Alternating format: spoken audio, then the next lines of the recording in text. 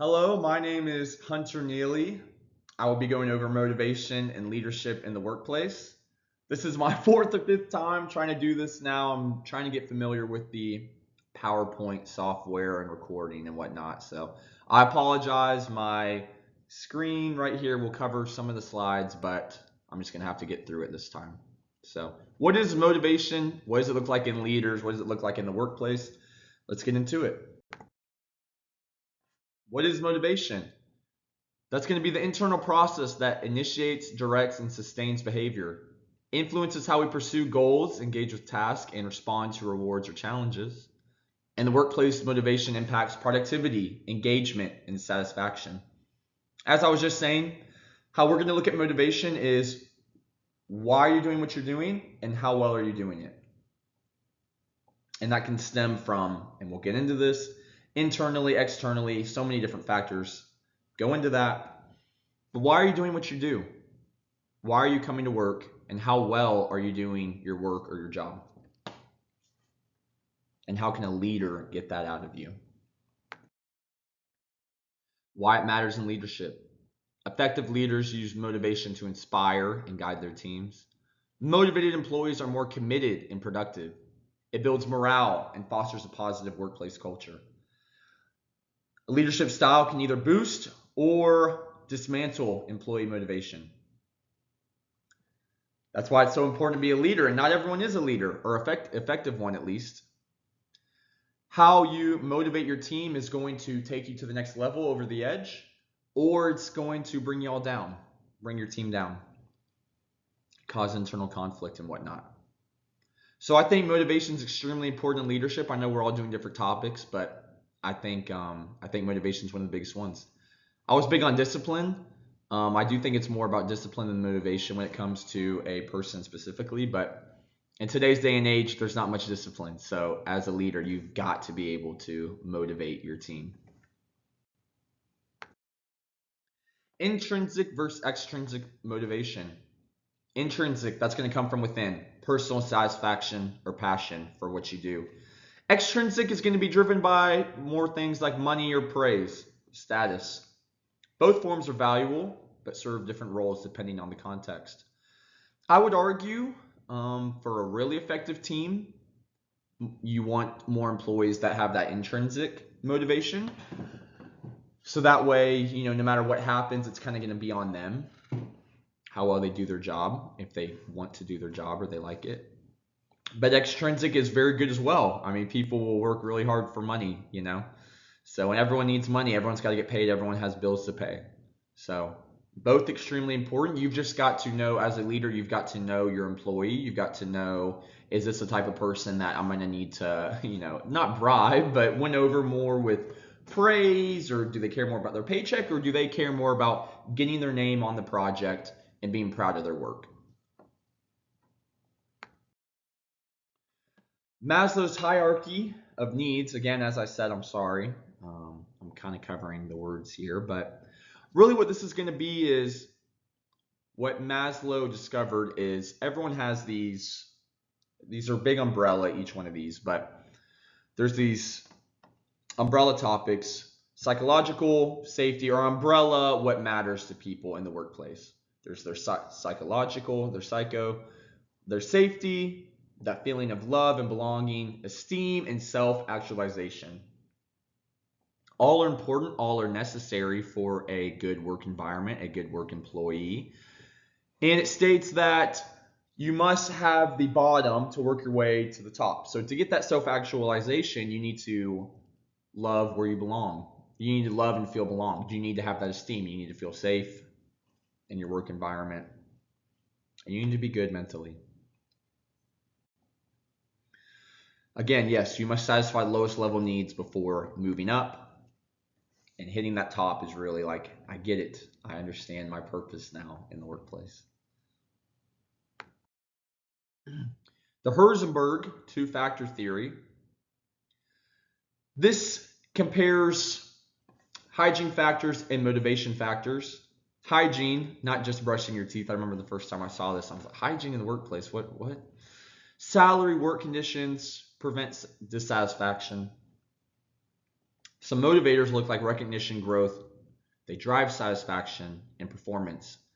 Again, if you hate where you're going into work every day, if you hate your pay, you hate your boss, your work conditions, or yeah, it really is just growth, like gross, like hygiene. There's mold in the office. You're not going to want to be there. You're not going to be encouraged to work hard. You're going to be checking the clock every day to see when you can get out of work. Where when you're going somewhere and you feel recognized and you see the growth in what you're doing in the company and you have that satisfaction in your performance, you are going to be a lot more forthcoming with giving good effort on your work, having a good mindset when coming into work. Much better workplace all together. And when everyone has that, that's when you can really strive forward as a company. The self-determination theory, developed by Deci and Ryan, emphasizes autonomy, competence, relatedness as essential for motivation, encourages environments where individuals feel in control and connected. Again, going back to that recognition, that belonging. No one wants to just feel like an employee, even if that's what it is at the end of the day or not. You don't want to just be like one in a million. You want to know that what you're doing is important. That self-determination theory is very good for leaders to learn.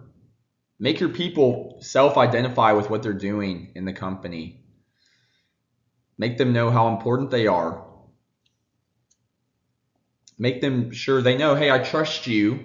You have my trust as your boss, as your leader. You have my trust to take care of this project. Here's your own mini team for this project.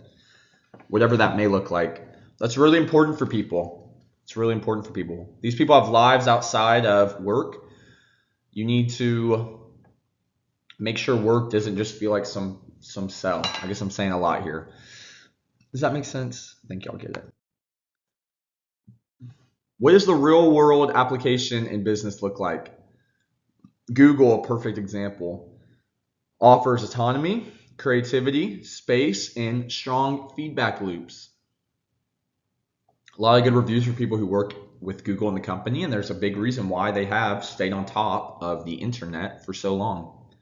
Patagonia motivates through shared mission and flexible work. Sports are a perfect example. I can speak from personal experience with sports and playing college football before Arkansas in my whole life, really. It really does come down to, yes, how athletic you are matters, but it really comes down to, are we all sharing the same vision?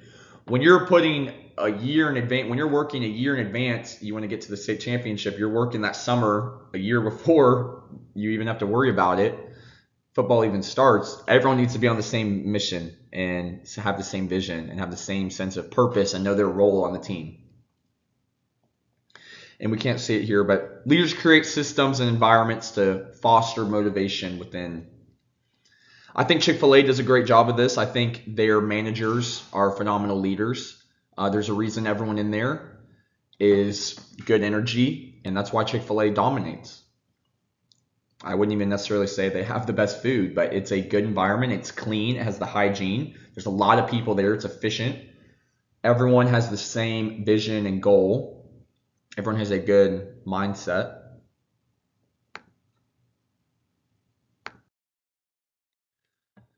Lastly, well, there's one more, but how leaders can motivate effectively.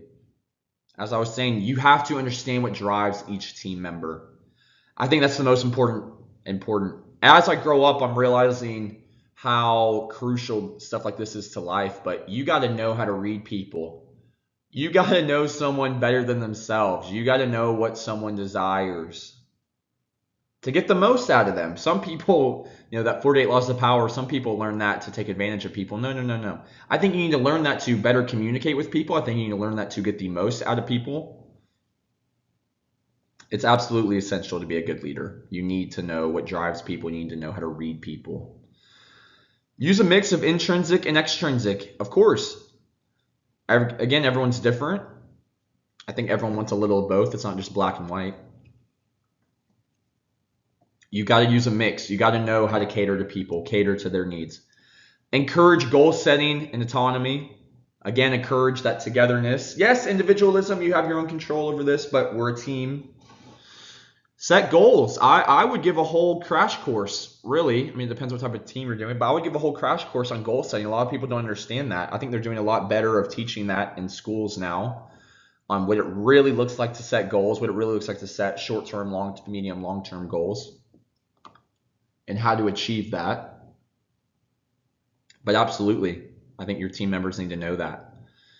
Provide feedback, recognition, and provide opportunities. Give people an opportunity to grow. If you want the company to grow, you need to give your employees an opportunity to grow. I think a lot of businesses don't realize that.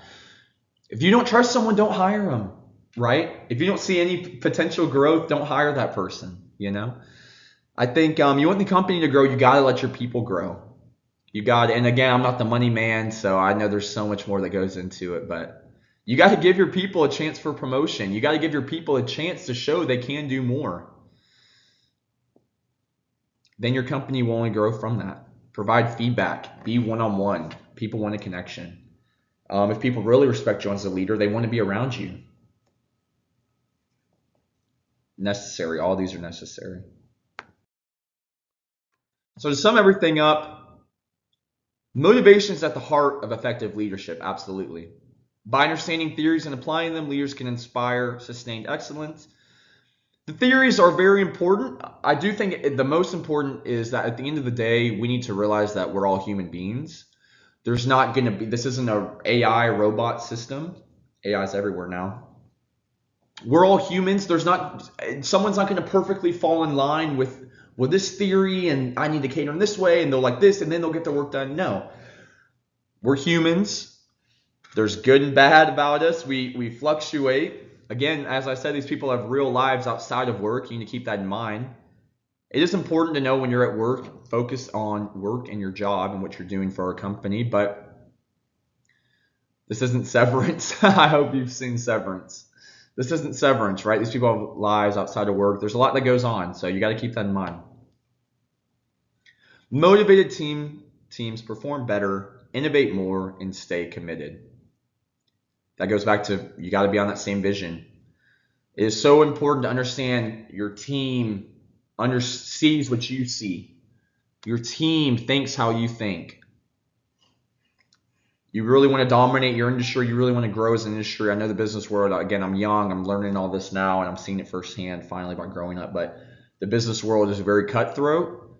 You need a strong team, a strong foundation, and you have to have an effective leader at the top of that. So I appreciate you for listening. I've loved this class. I really do appreciate it and hope you liked my presentation.